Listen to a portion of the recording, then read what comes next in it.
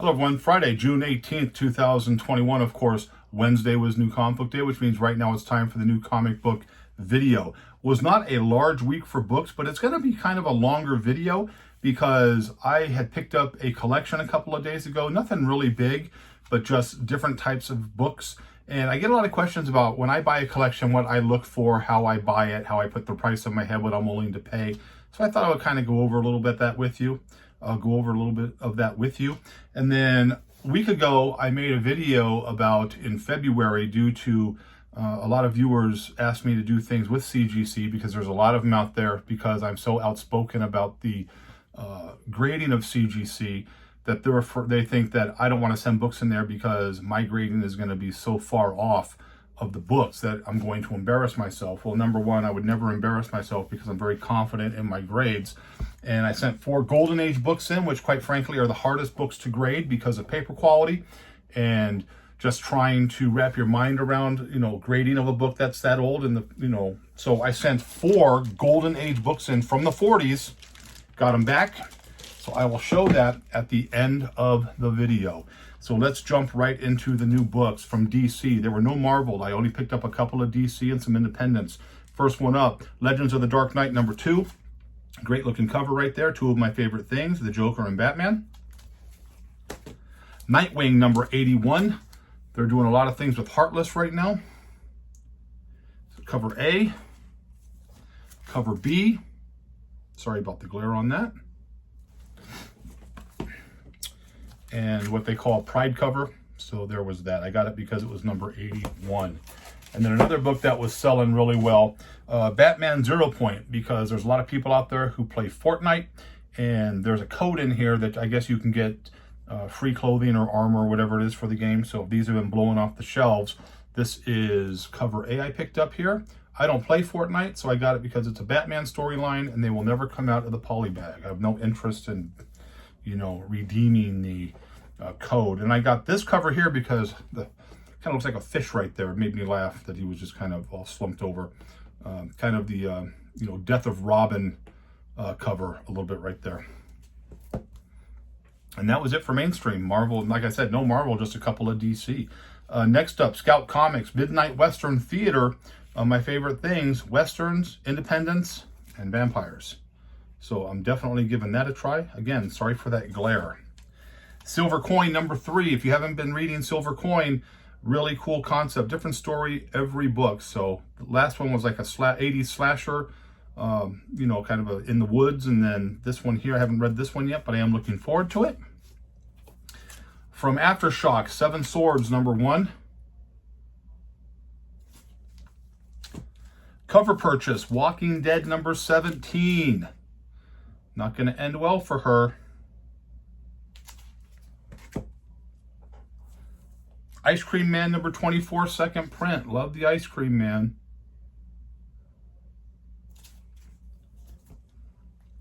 A book that sold super well. I was lucky to get one because a lot of shops didn't order big on this book. I don't know how it's selling, but Usagi Yojimbo #20. There's a new character. I want to say Yamamoto. Right there. So these were just blowing off the shelves. I was happy to get one of those because that book is already selling in the $20 range. And then we had talked about in the past Mad Cave and a book they have called Nottingham. Super hard to get. There were shops ordering 15, 20 copies of the book, getting 2 or 3 copies of it. So a lot of people were left to buy that on the secondary market, and those books were going for big money. Well, I was able to get a second print #2 here. So I was happy to get that. And then I was able to get a couple of copies of first print #4. Happy to get that as well. I was hoping that I was able to get a second print of #1, but again, there was delays in the delivery of some of the books here in town, so I wasn't able to get that. And then we had talked about a book that was coming out called Essentia. There was a cover on that book that depicted a tied up woman, topless, killer with the drill. The book finally came in. There it is right there. $3.99 price point, which I thought was pretty interesting because a lot of books like that have a real huge secondary market. They sell really well. Just like other things that sell well that people kind of roll their eyes at is war comics. depicting the Japanese, anything that shows the rising sun flag, the war flag. If you haven't seen that, it's the sun with the red, streaks across the white background. And then anything that has a swastika on it. And those are real big, especially the early Our Army is at War, the Sergeant Rock books. Weird War did a lot of them. They just have a ton of books that have that, and there's a big, big market for that because people like to collect things like that. Just more of a historical, I think, concept of it. And the bondage covers, the same thing with Boundless that come out with the nude covers and the adult extreme covers. Those have a huge secondary market. So if you are trying to buy things for a shop, you have to try to reach the entire collector base. So some people who find a book like Essentia or some of the Boundless books offensive, others, that's what they collect. So again, it's a big community. You have to be there for everybody if you want to be successful in this industry.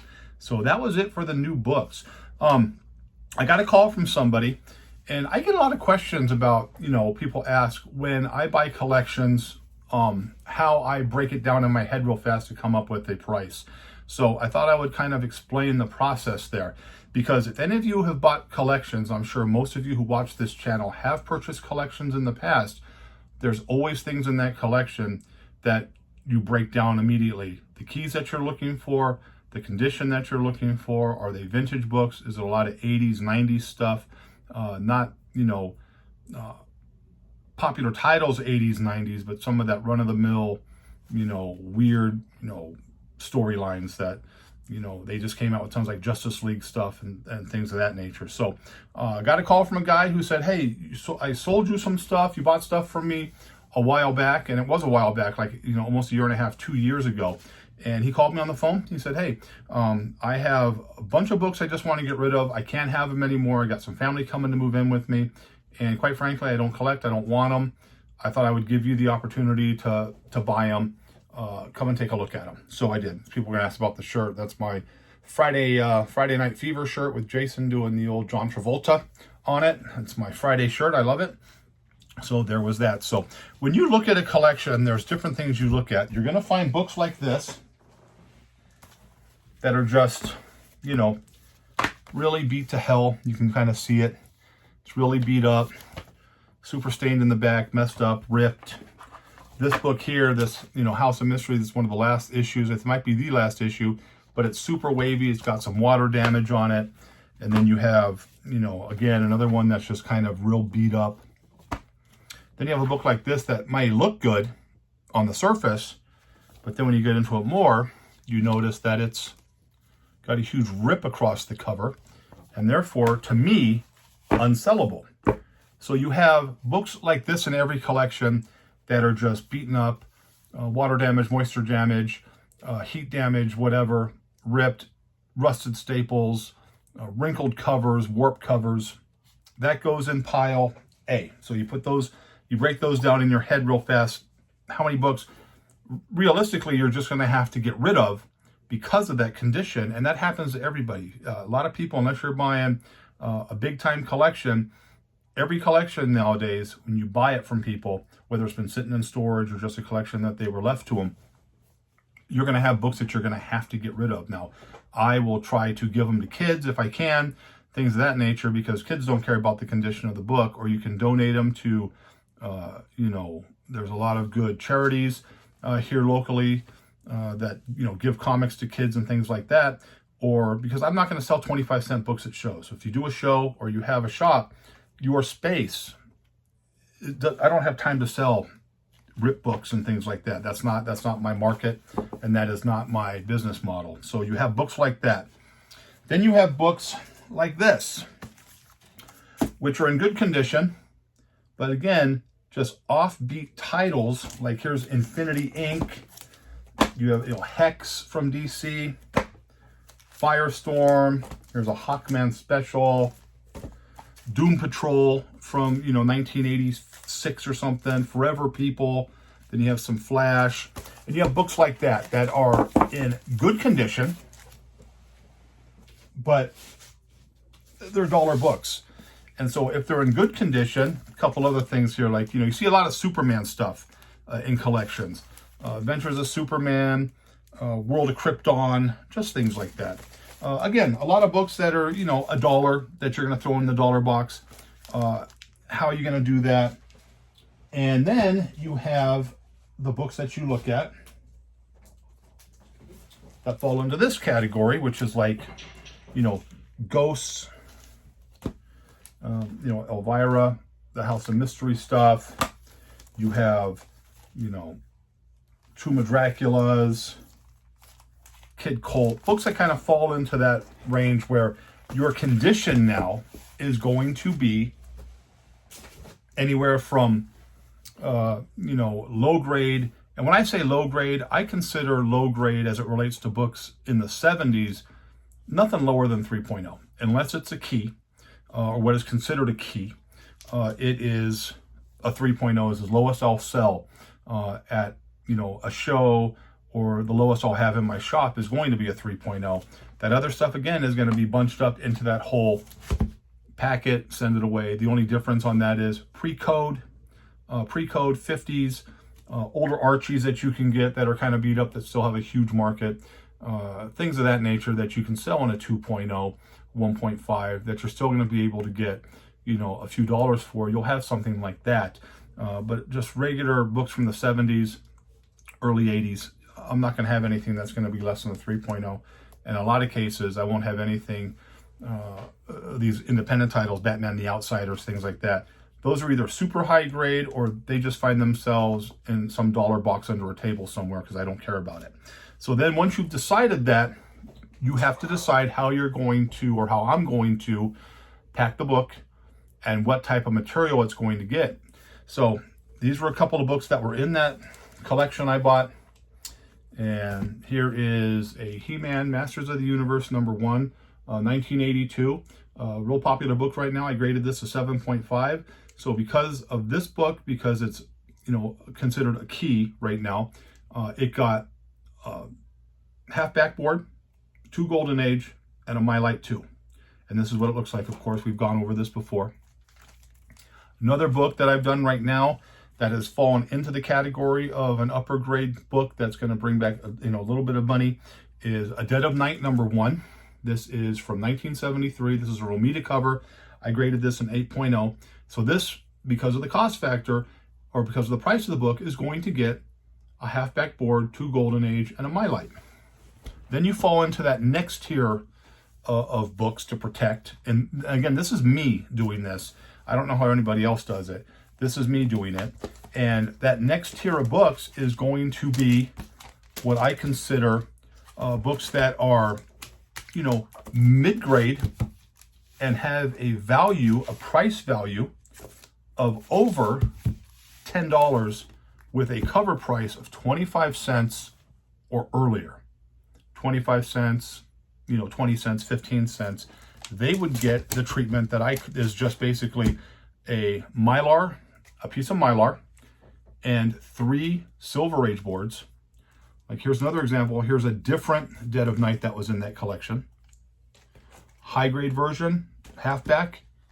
Mid-grade version, 6.5, 3 Silver Age, and a piece of Mylar. A couple of other books that kind of fell into that category there that I've done. There were 763 books that I purchased from this guy's, everything that he had. But now I have to go through them, and it's going to take me a long time to go through them because, again, I don't rush through collections. I take the time to grade each and every book because that's how my business model is, and that's, quite frankly, the people who bought books from me, that's what they expect. A couple of other ones I have here.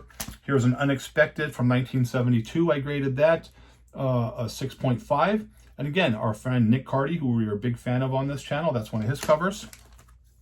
Nick Cardy did a lot of those books. Here's another, one of my favorite Unexpected covers. Kind of looks like Morticia right there to me. This is a 6.5 right here. Again, not a super expensive book, but it still falls in that, you know, $15 range in this grade. So it's going to get a piece of Mylar because I want the book to present well. You can put this, you see a lot of shops who put really crummy books up on their walls. I can throw this on the wall and this is going to look a lot better, even though it's only a mid-grade and only a, you know, a $15 book. You're going to look at that and say, well, that looks really good because it's older. Here's a 5.5 Nick Cardy cover. Again, here's another example of a book that's probably going to be like $12, you know, $10 to $12, but it's a cool cover. It's a vintage book. It's a giant size. It's a 52-page giant on this. So you have that right there. Nick Cardy again from 1971. That would look great on the wall in the Mylar, even though it's not a high-grade book. It is a mid-grade book. And I have this, I'll show you a couple more that were on here. This is a Supernatural Thrillers Invisible Man. This was a 6.5. This is a Steranko cover. Now, the Mylar is going to make it look a lot better, and there are people who will grade this book a lot higher, like all my books get graded higher. This is just how I grade it, and this is the grade that I believe it is. That's just, I don't change that for anybody, and that's what people come to expect. Here's another 6.5. This is a quarter book, not real expensive. This is Chamber of Chills, 1976. Really cool cover. And last but not least, we'll show on this type of stuff, Chamber of Darkness, number 5. This is a 5.5. It's Jack Kirby, but again, looks really good. And again, all these books fall in that, $10 to $25 range. Anything higher than that, you probably want to put it in, a Mylite and a halfback. And then you have the third tier that I look at, which are the same type of books in a lower grade that isn't going to hit the $10 range, and that's going to be in regular boxes. So they get, a couple of regular, either Silver Age or regular modern book, and then just a piece of, just a BCW plastic. So here's an example of that. Here is Chamber of Darkness, number 25 from 1976, 4.0.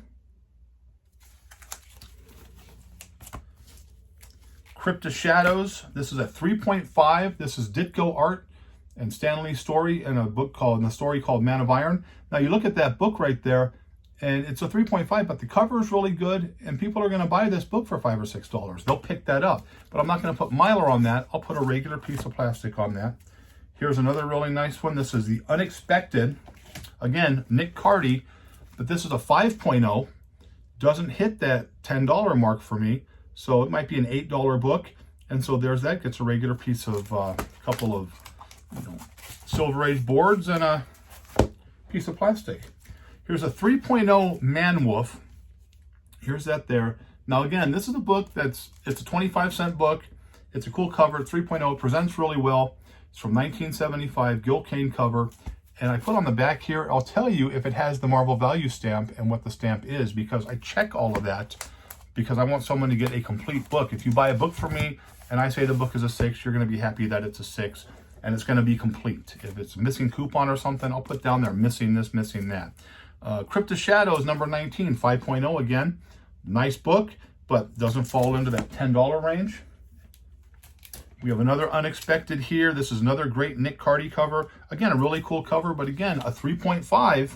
Even though it looks good, and this is just regular, you can still get $5 or $6 for that book in that condition because Unexpected is popular. You have a 4.0 on this one here.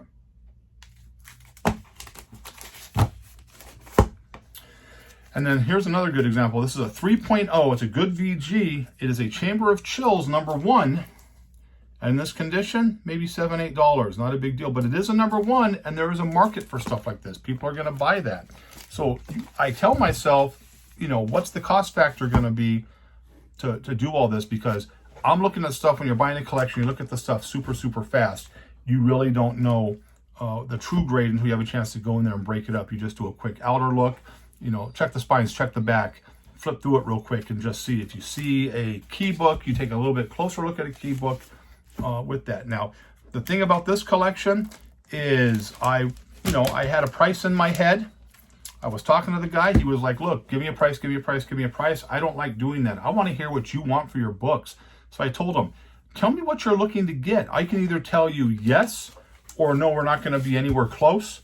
And then I told him, because then he came up to me and he said something that most people don't say, but he remembered this from our last conversation, which was, I have to bag and board all of this stuff again. Because if you look at some of the stuff that it was in, these were just beat up bags and boards, and it's not real great.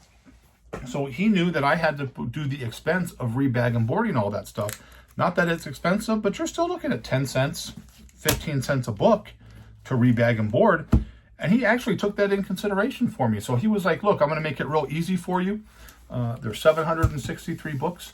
Now with this collection, I have 3.5 short boxes in the garage of books that I cannot even use because of their condition that we talked about, you know, where rusted staples, it's torn, it's a lot of foxing, it's just dirt beyond repair, heavy smoke, you know, like some of the collection belonged to a smoker, although none of these had that. And he was like, look, I know you're gonna have to get rid of most of this stuff. I'll make it real easy for you. It's gonna be 10 cents a book. So we agreed on the price. Okay, I'll give you 10 cents a book on that. And some of you might think, oh, you know, you got a steal on that. And I did get a good price on it. Don't get me wrong. I'm not going to complain about it. But at the same time, half of that collection isn't even going to ever see anything because I'm going to end up getting rid of that stuff either just by donating it or some of the ones that are even worse condition. I know a lot of you are going to cringe. I'll have to end up throwing that stuff away. So there was that. So that's how I buy collections because, like I stated, when I open up a place or if I sell at shows, I have a certain standard that I want to keep. And if I don't keep that standard in my buying, then I'm not being true to myself and I'm not being true to my customers. So there was that. Now the moment everybody's been waiting for. I hope that explains some of the things to you on that right there. Again, I you know, whatever. Oh, and then before I get to the CGC, which everybody's waiting for, my friend Joe at Fandomverse Comics knows I'm a big ice cream fan, man. I gave him a book the other day and he handed me a Virgin variant exclusive of Ice Cream Man number 24. So that's going in the personal collection. Thank you very much for that. I really appreciate it. It looks fantastic. So here we go. As you know, I have been very outspoken as it relates to CGC. And I am outspoken about CGC because I don't agree with their grading standards. I think that there's a lot of things that go wrong. I think they overgrade books. And so I wanted to see, you know, people always sit there and say, you don't send anything to CGC because you know CGC is going to make your grading look ridiculous. They're going to be, you know, you're going to be way overgraded. You're telling everybody that you're grading good, but you're going to be way overgraded.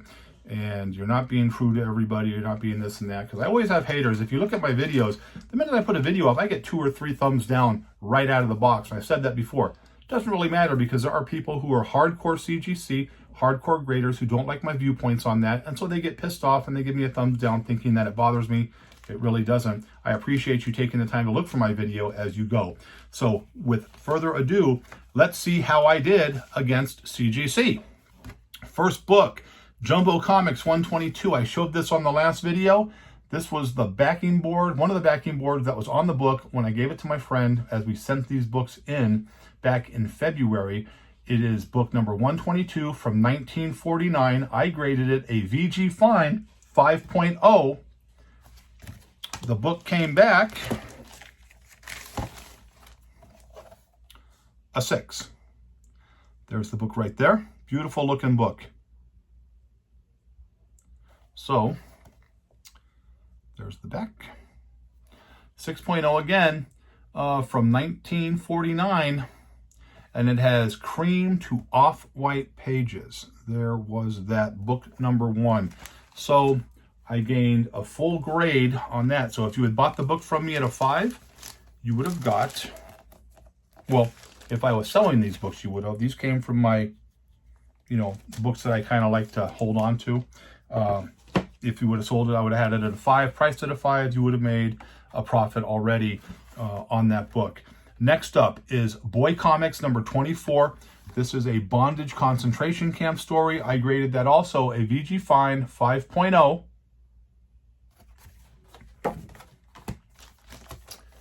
And the book came back a 6. Came back a 6 with cream to off-white pages, listed as a bondage cover. Doesn't say anything about the concentration camp story, but we know it is. There is the front cover there and the back cover there. This book, of course, from 1945, towards the end of the war. So again, really, really nice. Of course, I love it because the old war bonds, you know, there's a war bonds ad on a Baby Ruth cartoon you see right there, buy war bonds. You're getting ready for the war thing. So 6.0, I gained a grade on that. So far, I'm doing pretty good with my grades as compared to CGC. And again, these are golden age books, and you have to know what you're doing to make sure that there is no restorations, no touch-ups, your page quality is good. So far I've gotten all blue label on these because these were raw. So everybody always questions that stuff. Do I know how to do this or how to do that? Yes, I do know how to grade vintage books. Next up, one of my favorites from 1947. This is Headline Comics number 25. This is one of Kirby and Joe Simon's first books. There's the book right there. I graded this a 6.5.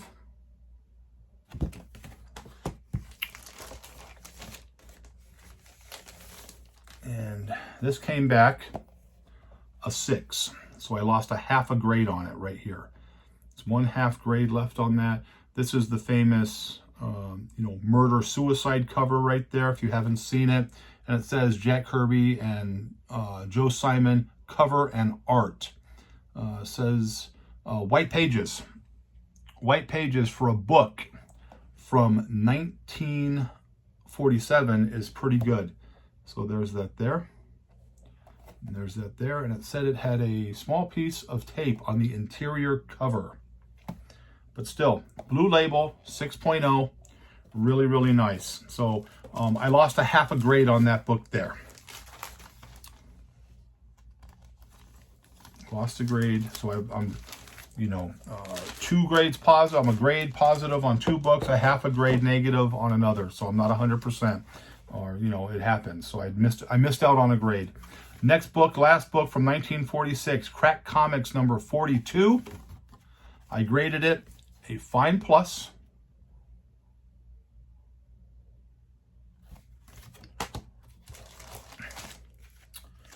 And this came back an 8.5.